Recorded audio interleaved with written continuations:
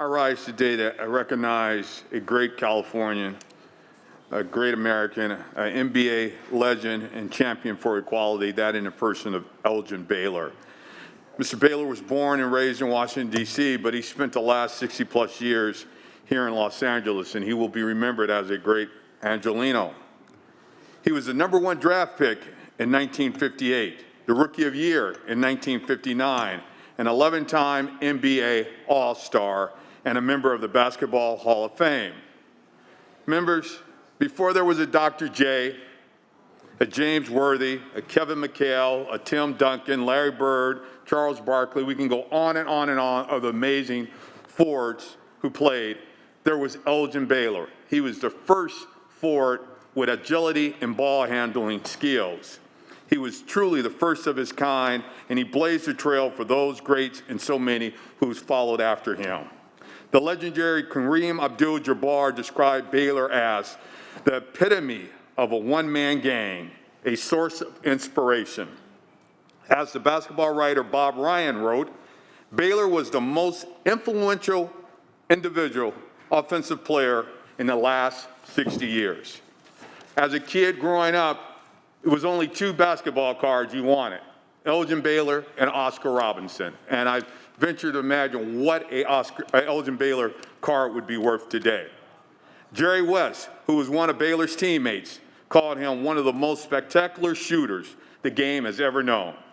Tommy Hawkins, another teammate and later NBA broadcaster, stated, "Pound for pound, no one was ever better and greater than Elgin Baylor."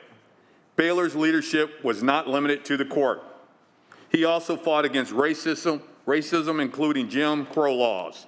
In 1959, when the Lakers were scheduled to play in the Cincinnati Royals in West Virginia, Baylor and his teammates were told by their hotel manager, "Those 3 colored boys will have to stay somewhere else. This is a nice, respectful hotel. We can't take those colored boys in here." Later, Baylor and his teammates went out to eat and were denied service at a restaurant as well. Baylor decided not to play in the game and instead called attention to the inequalities that black people face in the town and across the nation. He told his teammates, "All I want to do is be treated like a human being. I'm not an animal put in a cage and let out for show. They won't treat me like an animal." Baylor did for decades before Colin Kaepernick. He took a knee in protest. He cleared the way for athletes to take an active role in fighting injustice, including many NBA players who reacted to the George Floyd murder last year. Baylor also served his country as a member of the U.S. Armed Reserve and was called to active duty during the 1961-1962 season. Despite only being able to play on the weekends, he still managed to score 1,800 points that season and helped lead the Lakers to the NBA Finals. He played for 14 years. Unfortunately, he never captured a championship, though he played in many championship games.